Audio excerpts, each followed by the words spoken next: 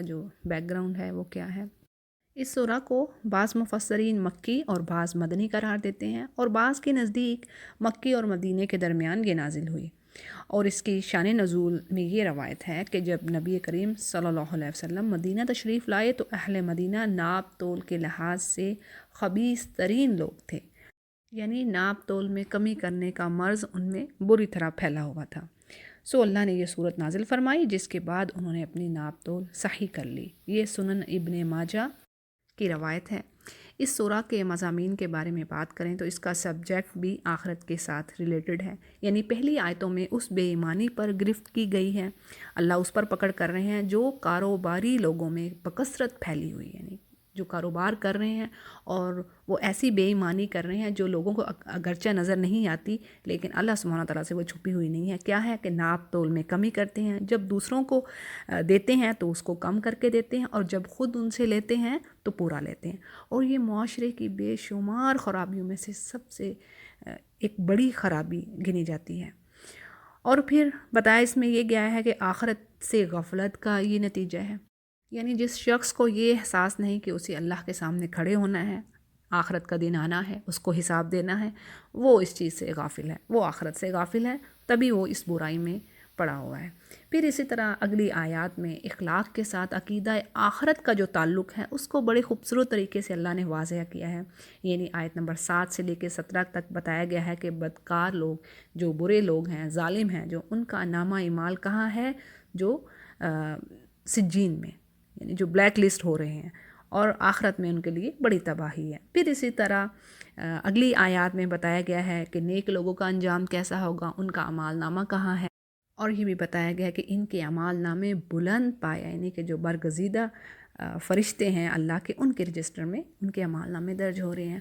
اور پھر آخر میں اہل ایمان کو تسلی دی گئی ہے کہ آج دنیا میں تو معاملہ اس طرح کا ہے کہ یہ جو کفار ہیں آپ کے ساتھ ہنسی مذاق کرتے ہیں، دیکھتے ہیں جو سچے مومن ہیں تو ان کو دیکھتے ہیں کہ یہ دیکھو یہ تو بے وقوف ہیں، سورۃ البقرہ میں بھی ہم نے یہ چیز پڑھی، اور لیکن قیامت کے روز کیا ہوگا، معاملہ الٹ ہوگا، یعنی اس روز مومن ان پر ہنسی کر رہے ہوں گے، استہزاء ان کا اڑا رہے ہوں گے، جو دنیا میں انہوں نے کیا ان کے ساتھ اس کا بدلہ ان خوب چکائیں گے اس دن۔ تو جی یہ رہے سبجیکٹس جو اس سورہ میں ڈسکس ہوئے ہیں، اور تھوڑی سی بیک گراؤنڈ آپ کے آگے رکھی۔ ہم چلتے ہیں پہلی آیت کو لے کر، بسم اللہ الرحمن الرحیم۔ ویل للمطففین، تباہی ہے ناپ تول میں کمی کرنے والوں کے لیے۔ اصل میں یہ جو لفظ مطففین ہے، لفظ تطفیف سے نکلا ہے۔ عربی زبان میں تفیف کا معنی ہے چھوٹی اور حقیر چیز، ٹھیک ہے، اور یہ تطفیف کا جو لفظ ہے اصطلاحاً ناپ تول میں چوری کرنے کے لیے استعمال کیا جاتا ہے، کیونکہ ناپ تول کرنے والا جو اس میں کمی کرتا ہے وہ کیا کرتا ہے، وہ بڑی مقدار نہیں اڑاتا، بلکہ اپنے ہاتھ کی صفائی سے ہر خریدار کے حصے میں سے تھوڑا تھوڑا حصہ لیتا رہتا ہے، اور خریدار کو پتہ بھی نہیں چلتا کہ تاجر نے اس کے ساتھ کیا کیا، یعنی کہ پرچیز کرنے والا بیچارہ جان ہی نہیں پاتا کہ اس کو کتنی کمی ہوئی ہے۔ اور بات یہ ہے کہ ناپ تول میں کمی کرنا یعنی لینے اور دینے کے الگ الگ پیمانے رکھنا ہے، میجرمنٹ میں پورا نہ اس کو کرنا، تو یہ قرآن کریم میں اور بھی بہت ساری جگہوں پہ آیا، صرف یہی آیت نہیں ہے یہاں پر۔ یعنی سورہ نام میں اللہ فرماتے ہیں کہ انصاف کے ساتھ پورا ناپو اور تولو، ہم کسی شخص کو اس کی قدرت سے زیادہ کا مکلف نہیں ٹھہراتے، یعنی جتنا وہ کسی چیز پر قادر ہے اس سے زیادہ اللہ اس پر بوجھ نہیں ڈال دے۔ اسی طرح پھر سورہ بنی اسرائیل میں بھی آتا ہے کہ جب ناپو تو پورا ناپو اور صحیح ترازو سے تولو۔ پھر اسی طرح سورہ رحمان میں بھی آپ کو بات ملتی ہے کہ تولنے میں زیادتی نہ کرو، ٹھیک انصاف کے ساتھ وزن کرو اور ترازو میں گھاٹا نہ کرو۔ سبحان اللہ، یہ اخلاقیات ہیں، مورل ویلیوز ہیں جو اللہ سبحانہ تعالیٰ ہمیں سکھا رہے ہیں۔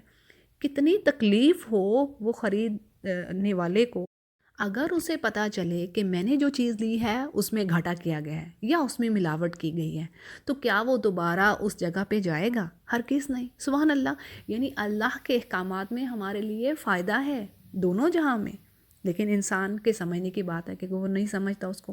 پھر اسی طرح آپ دیکھیں قوم شعیب پر جس جرم کی وجہ سے عذاب نازل ہوا وہ بھی یہی تھا، یعنی یہ کوئی چھوٹی بات نہیں ہے۔ اس وجہ سے، اس جرم کی وجہ سے، اس بیماری کی وجہ سے ایک قوم پر اللہ نے عذاب نازل کیا۔ کیا تھا؟ ان کے اندر ناپ تول کی کمی تھی، یہی مرض ان میں پھیلا ہوا تھا۔ اور جب شعیب علیہ السلام ان کو یہ کہتے کہ میری قوم ناپ تول میں پورا کرو، پیمانہ پورا دو، زمین میں فساد اور خرابی نہ مچاؤ، اور اللہ کا حلال کیا اور جو تمہیں بچے، یعنی کہ جو بھی تمہیں اس سے بچتا ہے، جتنا بھی تمہیں منافع ہوتا ہے اس سے تمہارے لیے بہت ہی بہتر ہے اگر تمہیں ایماندار ہو، اور میں تم پر کوئی نگہبان نہیں ہوں۔ اب وہ کیا جواب دیتے کہ اے شعیب، کیا تیری صلاح یعنی تیری نماز ہمیں یہ حکم دیتی ہے کہ ہم اپنے باپ دادوں کے معبودوں کو چھوڑ دیں اور ہم اپنے مالوں میں جو کچھ چاہیں اس کا کرنا بھی چھوڑ دیں، یعنی جو ہم بڑھانا چاہتے ہیں مال کو وہ ہم چھوڑ دیں؟ یہ تو ایسا نہیں ہو سکتا، اور آپ تو بڑے باوقار اور نیک چلن آدمی، یعنی یہ ایک طرح کا استہزاء کرتے تھے، جیسا کہ اگلی آیت میں آ رہا ہے الذین اذا اکتالوا علی الناس یستوفون، یعنی کہ جب لوگوں سے لیتے ہیں تو پورا لیتے ہیں، اور جب ان کو ناپ کر دیتے ہیں واذا کالوہم او وزنوہم یخسرون، یعنی جب لوگوں کو ناپ کر دیتے ہیں تو انہیں گھٹا کر دیتے ہیں۔ تو بات یہ ہوگی کہ قرآن کریم میں اور بھی بہت ساری جگہوں پہ یہ بات ہے، اور شعیب علیہ السلام کی قوم کے حوالے سے میں نے آپ کے آگے یہ بات رکھ دی۔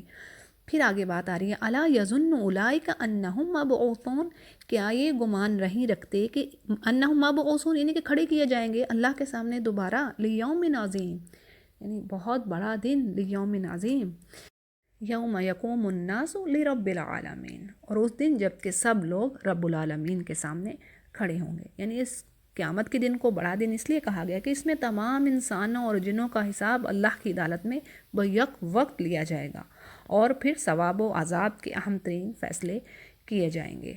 تو بات یہ ہے کہ اللہ سبحانہ وتعالیٰ فرماتے ہیں کہ یہ لوگ جو ناپ تول میں ڈنڈی مارتے ہیں، کیا یہ گمان نہیں رکھتے کہ انہیں اللہ کے سامنے واپس حاضر ہونا ہے، قیامت کا دن آنا ہے، اور یہ سب رب العالمین کے سامنے کھڑے ہوں گے جو تمام پوشیدہ باتوں کو جانتا ہے، انہ یعلم السر واخفی، یعنی وہ ہر چھپی ہوئی چیز کو جانتا ہے اور ظاہری چیز کو بھی جاننے والا ہے۔ تو مطلب یہ کہ کام یہ وہی لوگ کر رہے ہیں جن کے دلوں میں اللہ کا خوف نہیں اور قیامت کا ڈر نہیں۔ اور حدیث میں آتا ہے کہ جس وقت رب العالمین کے لیے کھڑے ہوں گے لوگ تو پسینہ انسانوں کے آدھے آدھے کانوں تک پہنچا ہوگا، صحیح بخاری کی یہ روایت ہے۔ اسی طرح ایک اور روایت ہے کہ قیامت والے دن سورج مخلوق کے اتنے قریب ہوگا کہ 1 میل کی مقدار کے قریب فاصلہ ہوگا۔ حدیث کے راوی حضرت سلیم بن عامر رضی اللہ عنہ کہتے ہیں کہ میں نہیں جانتا کہ نبی کریم صلی اللہ علیہ وسلم نے میل سے زمین کی مسافت والا میل مراد لیا ہے یا وہ سلائی جس سے سرما آنکھوں میں ڈالا جاتا ہے، پس لوگ اپنے اعمال کے مطابق پسینے میں ہوں گے، اور یہ پسینہ کسی کے ٹخنوں تک، کسی کے گھٹنوں تک، اور کسی کی کمر تک ہوگا، اور کسی کے لیے یہ لگام بنایا ہوا ہوگا، یعنی اس کے منہ تک پسینہ جا رہا ہوگا۔ صحیح مسلم کی یہ روایت ہے۔ اور اسی طرح ناپ تول میں کمی کرنے والوں کے لیے بھی ایک سخت حدیث ہے کہ جو قوم ناپ تول میں کمی کرتی ہے تو اس پر قحط سالی یعنی فوڈ کی شارٹیج، سخت محنت اور حکمرانوں کا ظلم مسلط کر دیا جاتا ہے۔ سنن ابن ماجہ کی یہ روایت ہے۔ سبحان اللہ، اگر ہم حدیث کو دیکھیں، جو حدیث کے الفاظ ہیں، تو آج کے جو ڈیولپنگ کنٹریز ہیں آپ ان میں دیکھیں تو یہی چیزیں ہمیں نظر آتی ہیں۔ ہم اپنے ملکوں میں اگر نظر دوڑائیں تو ہمیں یہی کچھ ہے یا ملتا ہے۔ کیا ہے؟ ناپ تول میں کمی اگر کر رہے ہیں، ملاوٹ کر رہے ہیں، بے ایمانی کر رہے ہیں، دوسروں کو کم دے رہے ہیں، گھٹا کر دے رہے ہیں، اور خود ان سے پورا لینا ہے، تو اس پر کیا ہے؟ اب قحط سالی، فوڈ کی شارٹیج ہے، چاہے مصنوعی طور پہ لوگوں نے کی ہو، یعنی چاہے جینون ہو اور چاہے پھر مصنوعی طور پر کی ہو، بہرحال ہے، کھانے کی کمی ہے، اور سخت محنت ہے۔ اتنی محنت کے باوجود کیا ہم دیکھتے ہیں کہ جو غریب ہے سارا ماہ وہ محنت کرتا رہتا ہے، مہینہ ایک اس کی بیچارے کے اس کی جان پہ بنی ہوتی ہے کہ اس نے 1 مہینے میں کام کر کے اپنے گھر والوں کو کچھ لا کر دینا ہے، کچھ کھلانا ہے، پھر بھی اس کی پوری نہیں پڑتی۔ استغفر اللہ، یا اللہ، یعنی یہی حالات ہیں ہمارے کہ سخت محنت کے باوجود وہ اپنے گھر والوں کو کھلا نہیں پا رہا، اور پھر حکمرانوں کا ظلم ایسا ہی ہے۔ پر حق بات کہی نبی کریم صلی اللہ علیہ وسلم نے، ظاہر ہے اس میں تو کوئی شک نہیں ہے۔ اللہ تعالیٰ ہمیں اور ہمارے معاشرے کو ان مہلک بیماریوں سے بچائے، آمین یا رب۔ تو جی اگلی آیات کو دیکھتے ہیں۔ کلا ان کتاب الفجار لفی سجین، کلا ہرگز نہیں، یقیناً برے لوگوں کا نامہ اعمال قید خانے کے دفتر میں ہے۔ سجین کا مطلب ہوتا ہے قید خانہ، سجن ہوتی ہے نا قید، تو سجین قید خانہ۔ وما ادراک ما سجین، اور تمہیں کیا احساس کہ سجین کیا ہے؟ تو اصل میں لفظ سجین استعمال ہوا ہے جو سجن یعنی جیل یا قید خانے کے لیے استعمال ہوتا ہے، اور آگے اس کی تشریح کی گئی یعنی اس کی وضاحت کی گئی ہے، جس سے معلوم ہوتا ہے کہ اس سے مراد وہ رجسٹر ہے جس میں سزا کے مستحق لوگوں کے اعمال نامے درج کیے جا رہے ہیں۔ اور بعض کہتے ہیں کہ سجین زمین کے سب سے نچلے حصے میں ایک جگہ ہے جہاں کافروں، ظالموں اور مشرکوں کی روحیں اور ان کے اعمال نامے جمع اور محفوظ ہوتے ہیں، اسی لیے آگے اسے لکھی ہوئی کتاب قرار دیا گیا ہے۔ یہ احسن البیان سے لی گئی ہے تفسیر۔ اور اگلی آیت میں بات ہے کتاب مرقوم، ایک کتاب ہے لکھی ہوئی۔ اور یہ جو بات ہے اللہ سبحانہ وتعالیٰ نے قرآن کریم میں بہت ساری جگہوں پہ فرمائی ہے کہ ہر انسان کا اعمال نامہ لکھا جا رہا ہے، چاہے وہ برا ہے چاہے وہ اچھا ہے۔ اب جیسے سورۃ الجاثیہ کی آیات میں ہم دیکھتے ہیں وَتَرَىٰ كُلَّ أُمَّةٍ جَاثِيَةً كُلُّ أُمَّةٍ تُدْعَىٰ إِلَىٰ كِتَابِهَا الْيَوْمَ تُجْزَوْنَ مَا كُنتُمْ تَعْمَلُونَ هَٰذَا كِتَابُنَا يَنطِقُ عَلَيْكُمْ بِالْحَقِّ إِنَّا كُنَّا نَسْتَنسِخُ مَا كُنتُمْ تَعْمَلُونَ۔ یعنی یہاں پہ اللہ سبحانہ تعالیٰ فرماتے ہیں اور آپ دیکھیں گے کہ ہر امت یعنی جو نیشن ہے اس دن قیامت کے روز اللہ کے سامنے گھٹنوں کے بل گری ہوگی، اور ہر گروہ اپنے نامہ اعمال کی طرف بلایا جائے گا، ہر گروپ کو بلایا جائے گا، دیکھو آ کے اپنا اعمال نامہ۔ اور کیا یہ مشکل ہے اللہ کے لیے؟ آج ہم سمجھ سکتے ہیں نا ان چیزوں کو۔ آپ دیکھیں کمپیوٹر میں آپ نے ہر چیز جو ہے کتنی بے شمار چیزیں آپ نے ایڈ کی ہوتی ہیں اس میں، اور جیسے ہی جسٹ ایک آپ کا ایک کلک کرنے کا ایک بٹن آپ پریس کرتے ہیں اور دیٹس اٹ، آپ کے سامنے اس کی کاپیز بھی ہو جاتی ہیں اور آپ اس کو کھول لیتے ہیں واٹ ایور۔ یعنی یہ چیزیں کتنی آسان ہیں ہمارے لیے زندگی میں کرنے کو، تو کیا اللہ کے لیے مشکل ہے کہ اتنی بڑی تعداد جو انسانوں کے اللہ نے پیدا کی ہے، اللہ ان کا حساب نہ رکھے، ان کا اعمال نامہ رکھے اپنے پاس؟ تو یہ اللہ کے لیے مشکل نہیں ہے۔ تو اللہ فرماتے ہیں کہ اس دن کیا ہوگا، ہر امت گھٹنوں کے بل گری ہوگی اللہ کے سامنے، اور ہر کسی کو اس کا نامہ اعمال دکھایا جائے گا، اور پھر کہا جائے گا آج تمہیں اس کیے کا بدلہ ملے گا، اور یہ ہے ہماری کتاب، یعنی یہ اللہ کا اعمال نامہ۔ جیسے یہ بات آ رہی ہے کہ ھذا کتابنا ینطق علیکم بالحق، یعنی یہ ہماری کتاب ہے جو تمہارے بارے میں سچ سچ بول رہی ہے، اور ہم تمہارے اعمال لکھواتے جاتے تھے، یعنی کاپی ہو رہے تھے سارے کے سارے اعمال۔ اور یہ قرآن کریم میں جیسا کہ میں نے آپ کو کہہ دیا بہت ساری آپ کو سورہ میں ملے گا۔ اسی طرح آپ دیکھتے ہیں یہ 30 جز میں سورۃ الانشقاق میں بھی بات آتی ہے کہ جس کو فَأَمَّا مَنْ أُوتِيَ كِتَابَهُ بِيَمِينِهِ فَسَوْفَ يُحَاسَبُ حِسَابًا يَسِيرًا، یعنی جس کو اس کا اعمال نامہ، اس کا کتاب نامہ اس کے دائیں ہاتھ کو دیا گیا، بس وہ اس سے آسان حساب لیا گیا، اور وہ يَنْقَلِبُ إِلَىٰ أَهْلِهِ مَسْرُورًا، اور وہ بڑی خوشی سے اپنے گھر والوں کے پاس لوٹے گا۔ اور یہی بات ہمیں سورۃ الحاقہ میں بھی ملتی ہے۔ سبحان اللہ، یعنی قرآن کریم میں یہ چیزیں ہمیں جا بجا ملتی ہیں اگر ہم تدبر کریں ان چیزوں پر۔ اور دیکھیں لکھی ہوئی جو چیز ہے نا اس کا معاملہ فرق ہو جاتا ہے، ٹھیک ہے؟ یعنی جب ایک چیز لکھ دی گئی ہے تو آپ اس سے ڈینائی نہیں کر سکتے کہ یہ دیکھیں یہ چیز لکھی ہوئی ہے، یہ آپ نے کی ہے، تو پھر کیسے جو جھٹلانے والا وہ اس بات سے منکر نہیں ہو سکتا، اسے پھر نہیں سکتا۔ یہ فرق ہے لکھی ہوئی چیز کا، صحیح؟ تو جو مطلب بات اللہ سبحانہ تعالیٰ نے جگہ جگہ قرآن کریم میں فرمائی ہے، تو اس کی ریزن ہے۔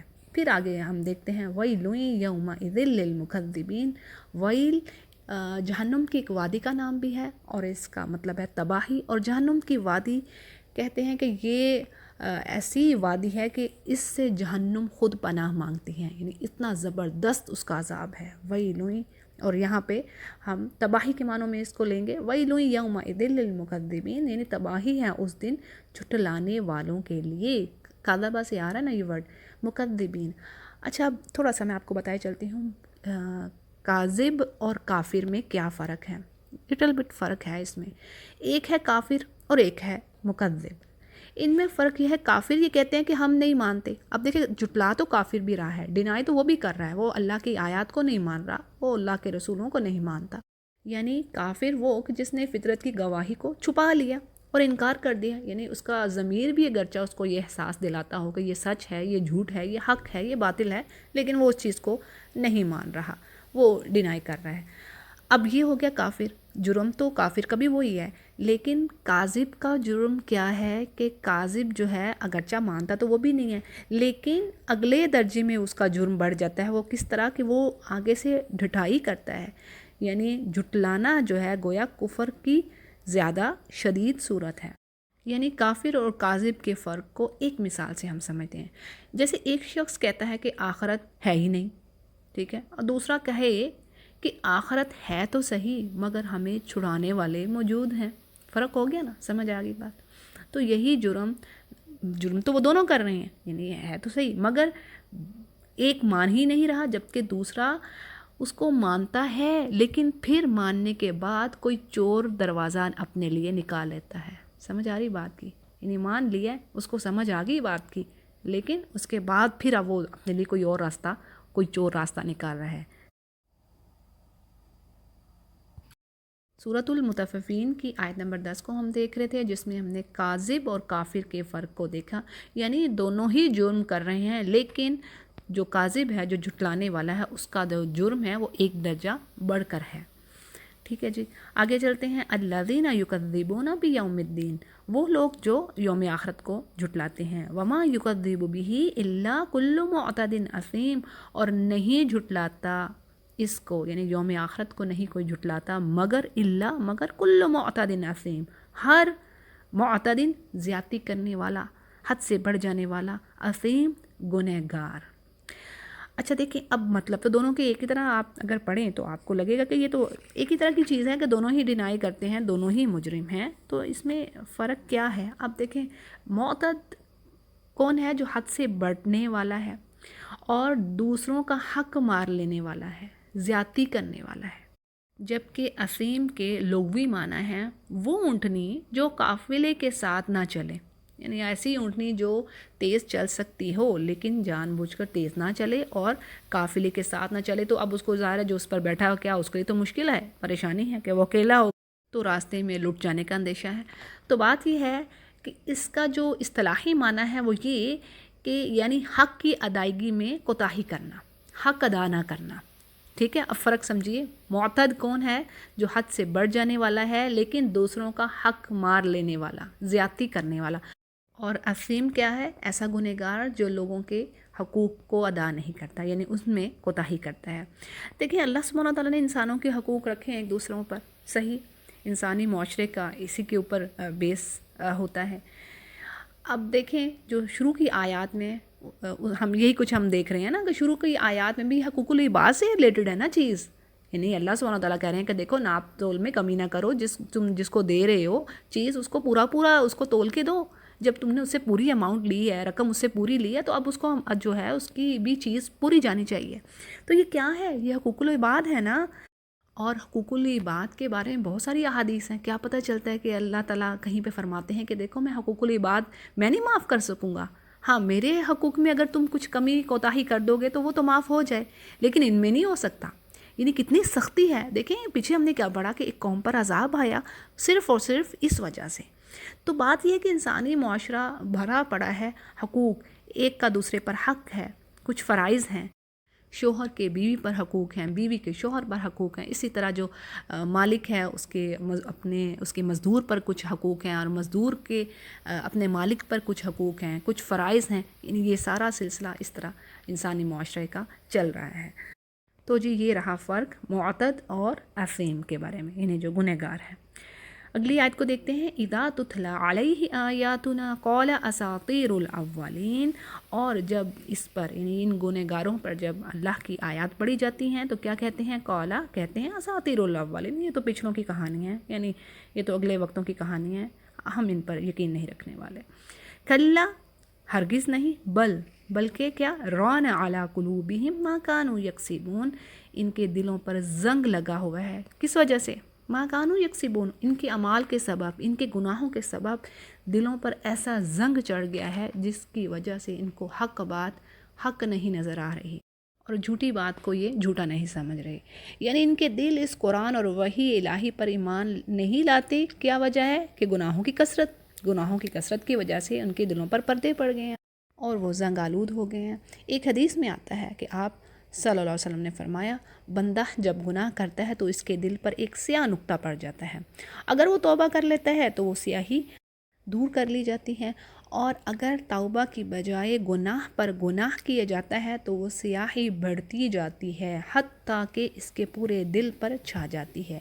یہی وہ رین ہے جس کا ذکر قرآن مجید میں ہے، یعنی یہ جو زنگ ہے جس کا ذکر آیا قرآن مجید میں، اس کو سنن ترمذی روایت کر رہے ہیں حدیث کو، اور مسند احمد بھی۔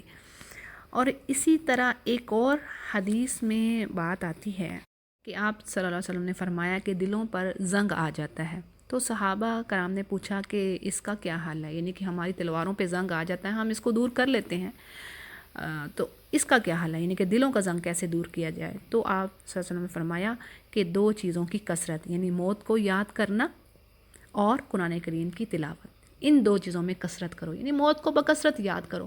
اور دیکھیں موت ایسی چیز ہے، جب موت کو انسان یاد کرتا ہے تو تمام لذتیں ختم ہو جاتی ہیں، آپ کی جو ڈیزائرز ہیں نا، جو مزے کی جو چیزیں ہیں نا، ان کا ایک دم مزہ ختم ہو جاتا ہے۔ جیسے انسان سوچے کہ مجھے مرنا ہے، مجھے قبر میں جانا ہے، وہاں اندھیرا ہے، اگر میرے اعمال یہ لے کے گئے، مجھے ایسے برے اعمال لے کے گئے تو ظاہر ہے تباہی ہے، بربادی ہے۔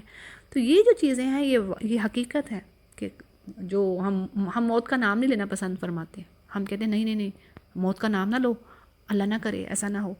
حالانکہ نبی کریم صلی اللہ علیہ وسلم کی حدیث سے ہمیں پتہ چلتا ہے کہ موت کو یاد کرنا چاہیے، موت کو یاد کرو۔ اب دیکھیں یہاں پہ بات یہی آ رہی ہے کہ موت کو کثرت سے یاد کرو اور قرآن کریم کی تلاوت کرو، تو یہ بھی زنگ دور کرنے کا ایک ذریعہ ہے۔ تو جی اگلی آیت کو دیکھتے ہیں، کَلَّا إِنَّهُمْ عَنْ رَبِّهِمْ يَوْمَئِذٍ لَمَحْجُوبُونَ، ہرگز نہیں اس روز یہ اپنے رب کی دید سے محروم رکھے جائیں گے۔ ثُمَّ إِنَّهُمْ لَصَالُو الْجَحِيمِ، اور پھر یہ جہنم میں جا پڑیں گے۔ یعنی اس آیت سے کیا پتہ چل رہا ہے کہ اس روز یہ فجار لوگ جو ہیں اللہ کے دیدار سے محروم رہیں گے، اور یہ فضیلت، یہ سعادت نیکوں کے حصے میں آئے گی۔ جیسے مختلف احادیث سے ہمیں پتہ چلتا ہے کہ نبی کریم صلی اللہ علیہ وسلم نے فرمایا کہ آخرت میں اللہ کے مقرب بندوں کو اپنے رب کا دیدار نصیب ہوگا، بخاری کی یہ روایت ہے۔ پھر اسی طرح ایک اور روایت ہے مسلم کی کہ تم اپنے رب کو علانیہ دیکھو گے، یعنی کھلم کھلا اپنے رب کو دیکھو گے۔ پھر اسی طرح ایک اور روایت ہے، حضور صلی اللہ علیہ وسلم نے فرمایا جب جنتی لوگ جنت میں داخل ہو جائیں گے تو اللہ ان سے پوچھے گا کیا تم چاہتے ہو کہ میں تمہیں مزید کچھ دوں؟ وہ عرض کریں گے آپ نے ہمارے چہرے روشن نہیں کر دیے، کیا آپ نے ہمیں جنت میں داخل نہیں کر دیا اور جہنم سے بچا نہیں لیا؟ اس پر اللہ تعالیٰ اپنا پردہ ہٹا دے گا اور ان لوگوں کو جو انعامات ملے تھے ان میں سے کوئی انعام بھی اس سے زیادہ محبوب نہ ہوگا کہ وہ اپنے رب کی دید سے مشرف ہوں گے، یعنی اپنے رب کو دیکھیں گے۔ اور یہی وہ مزید انعام ہے، یعنی جس کے بارے میں یہ ورڈ آتا ہے نا مزید، یہ وہی چیز ہے۔ جیسے آتا ہے للذین احسنوا الحسنی و زیادہ، یعنی جن لوگوں نے نیک عمل کی ان کے لیے اچھا اجر ہے، اور اس پر مزید بھی، مزید کا مطلب ہے کہ مطلب اور اس سے بڑھ کر۔ یہ سورہ یونس کی آیت ہے۔ اسی طرح سورہ قاف کی بھی آیت ہے لَهُم مَا يَشَاءُونَ فِيهَا وَلَدَيْنَا مَزِيدٌ، آیت نمبر 35 ہے یہ، کہ یہاں پہ اللہ سبحانہ تعالیٰ فرما رہے ہیں کہ ان کے لیے وہ کچھ ہوگا جو وہ چاہیں گے، لَهُم مَا يَشَاءُونَ فِيهَا وَلَدَيْنَا مَزِيدٌ، اور ہمارے پاس مزید بھی ہے، یعنی اس سے اوپر یہی کہ اللہ کا دیدار ہوگا۔ اسی طرح ایک اور حدیث میں بات آتی ہے، حضرت ابو سعید خدری اور حضرت ابو ہریرہ رضی اللہ عنہما سے روایت ہے کہ لوگوں نے پوچھا یا رسول اللہ کیا ہم قیامت کے روز اپنے رب کو دیکھیں گے؟ حضور صلی اللہ علیہ وسلم نے فرمایا کیا تمہیں سورج اور چاند کو دیکھنے میں کوئی دقت ہوتی ہے جبکہ بیچ میں بادل بھی نہ ہو؟ تو لوگوں نے عرض کیا نہیں، آپ صلی اللہ علیہ وسلم نے فرمایا اسی طرح تم اپنے رب کو دیکھو گے۔ اس کو بخاری اور مسلم روایت کر رہے ہیں۔ اسی طرح کچھ دوسرے محدثین تھوڑے سے لفظی اختلافات کے ساتھ بھی احادیث کو روایت کر رہے ہیں، جیسے ابن ماجہ میں حضرت جابر بن عبداللہ کی روایت ہے کہ اللہ ان کی طرف دیکھے گا اور وہ اللہ کی طرف دیکھیں گے، پھر جب تک اللہ ان سے پردہ نہ فرما لے گا اس وقت تک وہ جنت کی کسی نعمت کی طرف توجہ نہ کریں گے اور اسی کی طرف دیکھتے رہیں گے۔ تو یہ تھی چند احادیث اللہ سبحانہ تعالیٰ کا چہرہ مبارک دیکھنے کی قیامت کے روز نیک انسان کے لیے۔ لیکن سوال یہاں یہ پیدا ہوتا ہے کہ آخر انسان اللہ کو کیسے دیکھ سکتا ہے؟ یعنی دیکھنے کے لیے تو لازم ہے کہ کوئی چیز کسی خاص مقام، شکل یا رنگ کے سامنے موجود ہو، لیکن بات یہ ہے کہ انسان دنیا میں کسی چیز کو دیکھتا ہے، اس کا وہ دیکھنا جو ہے وہ حقیقت کچھ اور طرح ہے، لیکن اللہ سبحانہ و تعالیٰ کو دیکھنا، اس کا ادراک یعنی اس چیز کا احساس ہماری عقلوں سے باہر ہے، ہماری سمجھ سے اوپر ہے۔ اور واقعہ یہ ہے کہ آخرت کے معاملات کو ٹھیک ٹھیک سمجھ لینا ہمارے لیے اس سے زیادہ مشکل ہے جتنا ایک بچے کے لیے یہ سمجھنا مشکل ہے کہ ازدواجی زندگی کیا ہوتی ہے۔ یعنی ان شارٹ بات یہ ہے کہ قرآن کریم کی بہت ساری آیات ایسی ہیں جو متشابہات میں ہیں، تو ان کی تعویل میں، ان کی ڈیٹیل میں جانا ہمارے لیے ضروری نہیں۔ جیسے قرآن کریم میں ہم بہت ساری جگہوں پر پڑھتے ہیں اللہ کا ہاتھ، اللہ کا مسکرانا، اللہ کی کرسی، تو یہ چیزیں ہمیں اندازہ نہیں ہے، ہم اپنی عقل سے ان چیزوں کا اندازہ نہیں کر سکتے۔ تو جتنا ہمیں بتایا جا رہا ہے، جس چیز پر ہے کہ ان چیزوں پہ بلیو رکھنا ہے، یہ اچھا ہے، یہ برا ہے، یہ حق ہے، یہ باطل ہے، اور اپنے فرائض پر اور اعمال پر فوکس رکھنا ہے۔ پھر آگے بات آ رہی ہے، پھر یہ جہنم میں جا پڑیں گے، ثم انہم لصال الجحیم ثم یقال ھذا الذی کنتم بہ تکذبون، پھر ان سے کہا جائے گا یہ وہی چیز ہے جسے تم جھٹلایا کرتے تھے، یعنی اس جہنم کو، اس آخرت کو تم جھٹلاتے تھے، اب یہ وہی ہے تمہارے آنکھوں کے سامنے۔ کلا، ہرگز نہیں، ان کتاب الابرار لفی علین، اب یہاں سے آگے جو آیات ہیں وہ نیکوکاروں کے اعمال نامے کے بارے میں ہمیں بتا رہی ہیں۔ علیین جو ہے علوون سے آ رہا ہے، جس کا مطلب ہے بلندی، یعنی بلندی سے یہ ورڈ ہے، یہ سجین کے برعکس یعنی اس کے اپوزٹ ہے، ٹھیک ہے۔ سجین سب سے یعنی نچلی جگہ، یعنی زمین کا سب سے نچلا حصہ، اور اس کے برعکس جو علیین یعنی علوون کی جو بات ہے وہ آسمانوں میں یا جنت میں یا سدرۃ المنتہا یا عرش کے پاس جگہ ہے جہاں نیک لوگوں کی روحیں اور ان کے اعمال نامے محفوظ ہوتے ہیں، ٹھیک ہے۔ ان کے اپوزٹ ہو گیا، یعنی نیک لوگوں کی جو روحیں ہیں اور اعمال نامے بھی وہاں پہ، یعنی بلندی آسمانوں میں یا جنت میں یا سدرۃ المنتہا یا عرش کے پاس جو جگہ ہے وہاں ان کے اعمال نامے محفوظ ہیں، اور جن کے پاس مقرب فرشتے حاضر ہوتے ہیں۔ جیسے اگلی آیات سے ہمیں پتہ چل رہا ہے، وما ادراک ما علیون، یعنی تمہیں کیا معلوم کہ علیون کیا ہے؟ کتاب مرقوم، سیم وہی چیز کی لکھی ہوئی کتاب ہے، اعمال نامے ہیں، یشہدہ المقربون، اور اس پر گواہ ہوتے ہیں اللہ کے برگزیدہ نیک بندے، ان الابرار لفی نعیم، اور بے شک جو نیک لوگ ہوں گے وہ نعمتوں میں ہوں گے، علی الارائک ینظرون، اور وہ اب اونچی مسندوں یعنی تھرونز جو ہیں ان پر بیٹھے ہوئے دیکھ رہے ہوں گے، تعریف فی وجوہہم نضرۃ النعیم، اور ان کے چہروں پر تم خوشحالی کی رونق محسوس کرو گے، یعنی ان کے چہروں پہ تازگی، خوشحالی، یہ سب اللہ کی جو نعمتیں وہ محسوس کرو گے۔ یعنی جس طرح دنیا میں خوشحال لوگوں کے چہروں پر تازگی ہوتی ہے، جو اللہ نے ان کو آسائشیں دی ہوتی ہیں، جو سہولتیں دی ہوتی ہیں، جو ان کو نعمتیں دنیا میں ملی ہوتی ہیں وہ ظاہر ہو رہی ہوتی ہیں ان کی پرسنالٹی سے، ان کے ڈریس سے، یعنی ان کی جو ظاہری حالت بتا رہی ہوتی ہے کہ وہ نعمتوں میں ہیں، اللہ کی دی ہوئی آسائشوں میں ہیں۔ تو اسی طرح اہل جنت بھی یعنی اللہ کی جو نعمتیں ہیں، جو رحمتیں ہیں، ان کو پانے کے بعد ان کے چہروں پر ان کے جو اثرات ہیں وہ نظر آ رہے ہوں گے۔ سبحان اللہ، یہ جو چہرہ ہے کیسے یہ اندر کا حال یعنی دلوں کے حالوں کو ایکسپریس کرتا ہے، قرآن کریم میں ہی ہے نا، یہ اسی 30 جز میں ہی ایک جگہ پہ جیسے آتا ہے کہ اللہ سبحانہ وتعالیٰ فرماتے ہیں وجوہ یومئذ مسفرہ ضاحکۃ مستبشرہ ووجوہ یومئذ علیہا غبرہ ترہقہا قترہ، یہ سورہ عبسہ کی آیات ہیں۔ یعنی اللہ سبحانہ وتعالیٰ فرماتے ہیں کہ اس دن کچھ چہرے چمکتے ہوں گے، روشن ہوں گے، اور کچھ چہروں پر سیاہی چڑھ رہی ہوگی، یعنی چہرے دلوں کا حال بتاتے ہیں۔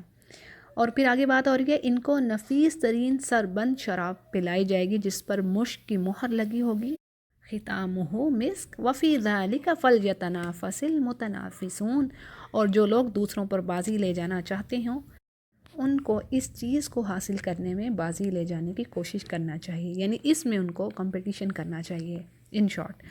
اب رحیق سے کیا مراد ہے؟ رحیق صاف، شفاف اور خالص شراب تو کہتے ہیں جس میں کسی چیز کی آمیزش نہ ہو، یعنی کوئی اور چیز اس کے اندر مکس نہ ہو۔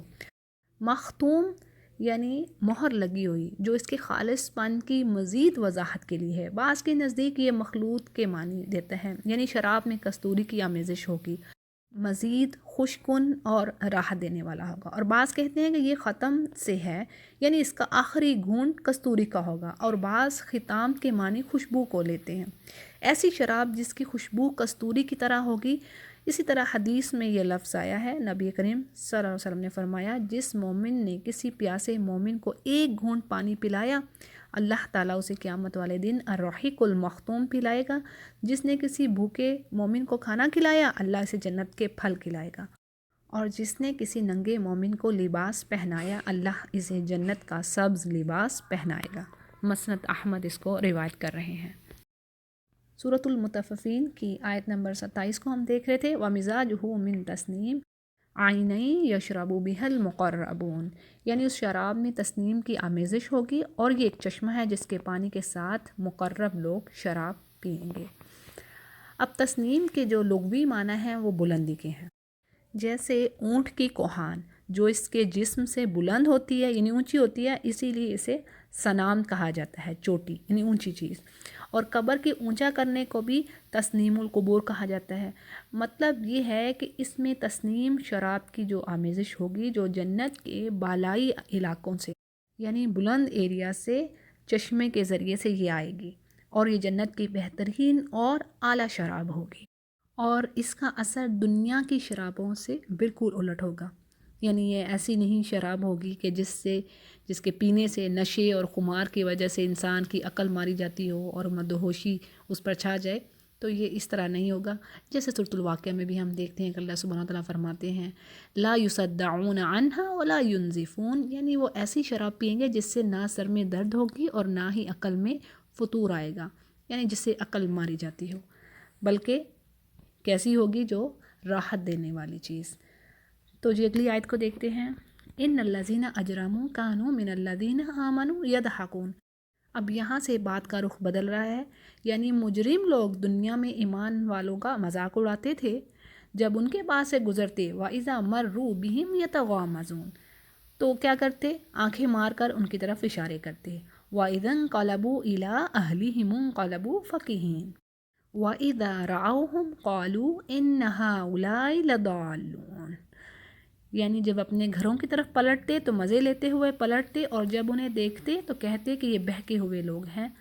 یعنی یہ رویہ کافر ایمان والوں کے ساتھ کرتے، اور یہ سوچتے ہوئے پلٹتے کہ آج تو مزہ آ گیا کہ میں نے فلاں مسلمان کا مذاق اڑایا اور اس کے اوپر آوازیں کسیں اور خوب لطف اٹھایا، اور لوگوں میں اس کی اچھی جو ہے اس کی تواضع کی، یعنی ایک طرح سے اس سے ہنسی مذاق کیا، اس کا استہزاء کیا۔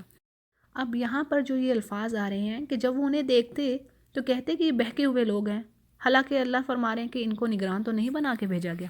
اب دیکھیں سورۃ البقرہ میں بھی ہم نے پڑھا نا، وَإِذَا قِيلَ لَهُمْ آمِنُوا كَمَا آمَنَ النَّاسُ قَالُوا أَنُؤْمِنُ كَمَا آمَنَ السُّفَهَاءُ، یعنی جب ان سے کہا جاتا ہے کہ ایمان لے آؤ جیسے یہ لوگ ایمان لائے، یعنی جیسے ایمان والے ایمان لے کر آئے ہیں، تو کیا کہتے ہیں؟ ہم ان کے جیسے ایمان لائے، یہ تو بیوقوف ہیں، یعنی ان بیوقوفوں کی طرح ہم ایمان لے کے آئیں۔ یعنی ان کی تو عقل ماری گئی ہے، اپنے آپ کو دنیا کے فائدوں اور لذتوں سے محروم کر لیا ہے، یعنی جو دنیا کی ڈیزائر ان کو چھوڑ دیا ہے، اور ہر طرح کے خطرات اور مصائب صرف اس لیے لے لیے ہیں مول کہ محمد صلی اللہ علیہ وسلم نے انہیں آخرت اور جنت کے فائدے دکھا دیے ہیں، یعنی جنت اور دوزخ کے چکر میں ڈال دیا۔ تو یہ جو کچھ حاضر ہے، یعنی کہ جو کچھ دنیا میں ہے، یہ تو بیوقوف چھوڑ رہے ہیں۔ اب دیکھیں جو ایک سمپل سی بات ہے، اگر آپ سود نہیں لے رہے تو جب کسی کافر کو پتہ چلتا ہے کہ آپ سود نہیں لے رہے، یعنی آپ اپنا پیسہ آپ نے رکھا ہوا ہے اور اس پہ آپ انٹرسٹ نہیں لے رہے، اچھا تو یہ تو بڑی بیوقوفی کی بات ہے، اس کے لیے تو یہی لگے گا کہ یہ تو بڑی بیوقوفی کی بات ہے، لیکن ایک مومن کے لیے یہ بڑی اہم بات ہے۔ کیوں؟ اس کے رسول اور اس کے رب نے یہ فیصلہ کر دیا ہے کہ سود نہیں لینا، سود نہیں کھانا۔ تو یہ ساری چیزیں ہیں، یہ تو میں نے ایک مثال دی نا آپ کو، تو اس طرح کی بہت ساری مثالیں ہیں، آپ دیکھیں۔ اب جو شادی کو سننا کہا گیا ہے، نبی کریم صلی اللہ علیہ وسلم نے فرمایا سنتی، کہ شادی کرنا میری سنت ہے۔ اب دیکھیں نان بلیور جو ہیں وہ کیا کر رہے ہیں؟ وہ تو نہیں اس چیز کو سمجھ رہے نا، ان کے لیے تو شادی ایک بوجھ ہے، اور وہ اپنی ڈیزائر کو کسی دوسرے طریقے سے پورا کرنے پر قادر سمجھتے ہیں۔ تو بات یہ ہے کہ دنیا کی زندگی ہی میں وہ کھو کر رہ گئے، یعنی جیسے اللہ سبحانہ تعالیٰ نے قرآن کریم میں جگہ جگہ فرما دیا ہے کہ شیطان نے یہ جو راستے ہیں، یہ جو برے اعمال ہیں، ان کے لیے سجا کے رکھ دیے ہیں، بڑے خوبصورت ان کو لگتے ہیں یہ اعمال۔ اب دیکھیں جو اگلے فقرے میں بات ہو رہی کہ اللہ سبحانہ وتعالیٰ فرماتے ہیں کہ ان کو نگران تو بنا کے بھیجا نہیں گیا، یہ گارڈ تو ہے نہیں مسلمانوں کے، یعنی یہ ہر وقت مسلمانوں کے اعمال و احوال ہی دیکھتے رہیں اور ان پر تبصرے کرتے رہیں۔ تو بات یہ ہے کہ اس مختصر سے فقرے میں ان مذاق اڑانے والوں کو بڑی تنبیہ، بہت بڑی ایک وارننگ کر دی گئی ہے۔ مطلب یہ کہ بالفرض اگر یہ سب کچھ غلط ہے جس پر یہ مسلمان ایمان لائے ہوئے ہیں تو وہ تمہارا تو کچھ نہیں بگاڑ رہے نا۔ جس چیز کو انہوں نے اپنے لیے حق سمجھا ہے، اپنے لیے بہتر سمجھا ہے، اس کے مطابق وہ اپنی جگہ خود ہی ایک خاص اخلاقی رویہ اپنی زندگیوں میں اپنائے ہوئے ہیں۔ تو کیا اللہ نے تمہیں کوئی ان کا گارڈ بنا کر بھیجا ہے، ان کا نگران بنا کر بھیجا ہے کہ تم ان کے اعمال پر کرٹیسائز کرتے رہو، ان کو تنقید کا نشانہ بناتے رہو؟ یعنی تمہیں تو گارڈ نہیں بنا کر بھیجا گیا۔ وما ارسلوا علیہم حافظین۔ پھر اگلی آیات میں بات ہے فَالْيَوْمَ الَّذِينَ آمَنُوا مِنَ الْكُفَّارِ يَضْحَكُونَ۔ پس آج کے دن وہ لوگ جو ایمان لائے آج کفار پر ہنس رہے ہیں۔ عَلَى الْأَرَائِكِ يَنْظُرُونَ، مسندوں پر بیٹھے ہوئے ان کا حال دیکھ رہے ہیں۔ هَلْ ثُوِّبَ الْكُفَّارُ مَا كَانُوا يَفْعَلُونَ۔ اس فقرے میں ایک طنز چھپا ہوا ہے، یعنی وہ کافر جنہوں نے دنیا میں مومنوں کا مذاق اڑایا، ان کی زندگیوں کو نشانہ بنایا اپنے ہنسی مذاق کا، آج آخرت کے دن مومن جنت میں مزے سے بیٹھے ہوں گے اور جہنم میں جلنے والے ان کافروں کا حال دیکھیں گے اور اپنے دلوں میں کہیں گے کہ خوب انہیں ان کی کرتوتوں کا بدلہ انہیں مل گیا۔ اور اللہ سبحانہ تعالیٰ سے دعا ہے کہ اللہ ہمیں ان میں سے کرے جو جنت کے اعلیٰ درجوں پر ہوں گے، اگرچہ ہمارے اعمال تو ایسے نہیں، لیکن وہ غفور الرحیم ہے، بخشنے والا ہے۔ تو جی یہ رہی سورۃ المطففین کی تفسیر، وآخر دعوانا الحمد للہ رب العالمین۔